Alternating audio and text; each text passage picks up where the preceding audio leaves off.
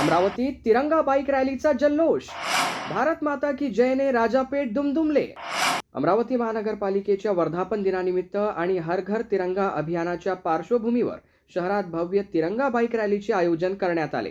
मनपा झोन क्रमांक 2 राजापेठ शहरी आरोग्य केंद्र आयसोलेशन आणि मनपा शाळा क्रमांक 20 यांच्या संयुक्त विद्यमाने ही रॅली काढण्यात आली. दसरा मैदान येथील शहरी आरोग्य केंद्रापासून रॅलीला सुरुवात झाली. हातात तिरंगा आणि दुचाकींवर राष्ट्रध्वज घेऊन मनपा अधिकारी, कर्मचारी, आरोग्य विभागातील कर्मचारी आणि मनपा शाळेतील शिक्षक कर्मचारी मोठ्या उत्साहाने सहभागी झाले. राजापेठ राजकमल चौक मार्गे रॅली नेहरू मैदानावर पोहोचली. यावेळी भारत माता की जय आणि वंदे मातरमच्या घोषणांनी परिसर दुमदुमून गेला. या रॅलीचे नेतृत्व झोन क्रमांक 2 चे सहाय्यक आयुक्त भूषण पुसतकर यांनी केले, तर सभापती स्वाती कुलकर्णी यांनी अध्यक्षस्थान भूषविले. आरोग्य विभागातील अधिकारी, आरोग्य सेविका, आरोग्य सेवक, आशा वर्कर तसेच मनपा शाळा क्रमांक 20 च्या शिक्षक कर्मचाऱ्यांनी उत्स्फूर्त सहभाग नोंदवत हर घर तिरंगा अभियानाला पाठिंबा दिला.